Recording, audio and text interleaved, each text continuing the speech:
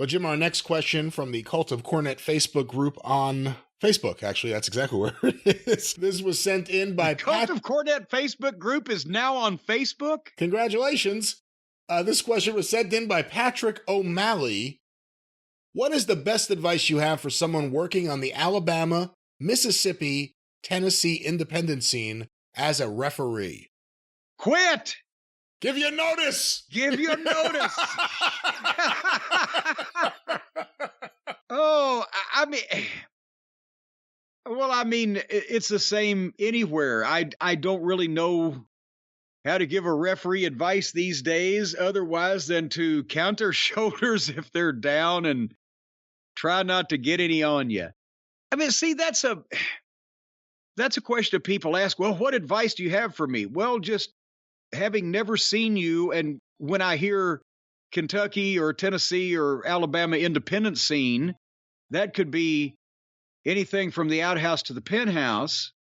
So I don't know who you're working with, what your parameters are, what your current conditions are, what your age is, what your goals and aspirations are, or your social security number.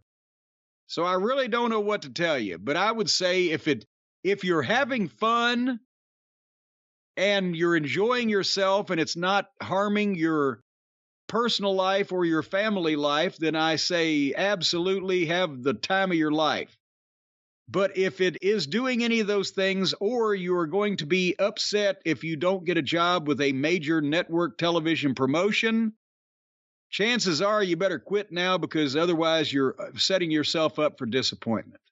In terms of in-ring performance as a referee, for all the criticism we've seen in the last year or so, especially about Aubrey Edwards and doing things to stand out, do you think that sort of, not to that degree maybe, but the referee that stands out a little more, is it more accepting on a small show in, let's say, Alabama, Mississippi, or Tennessee?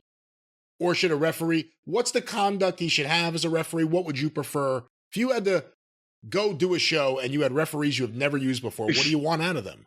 Well, I want them to know who's going to go over and recognize the finish when they see it, and to disqualify anybody if they do anything in front of them that should call for disqualification, and otherwise stay out of the way.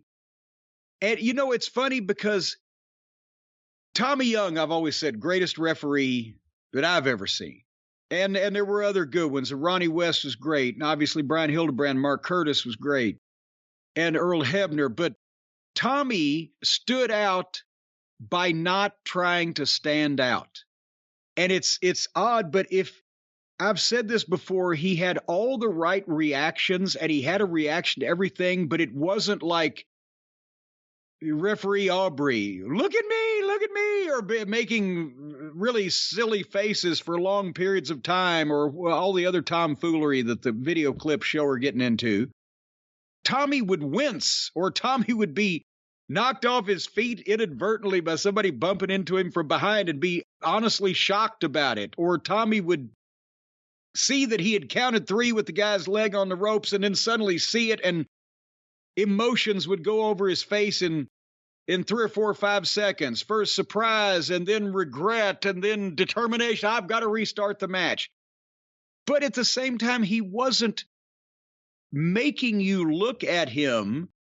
He was doing these things for anybody that was looking at him. They would look legitimate. And because when I started noticing that, then I couldn't look away from Tommy, because a lot of times he was more entertaining than the fucking match that was going on. But that's the thing, is you have to be in the ring reacting to what's going on around you and looking like you're trying to be the referee. And if you're accomplishing that and you're not getting in the guy's way and you're not fucking up the finish, then you're an adequate referee. And then from there, referees get good when they have more experience. But still, it's an art of a bad referee can make a good match bad. A good referee can make a bad match better. A great referee can make a really great match off the charts. All those things can happen.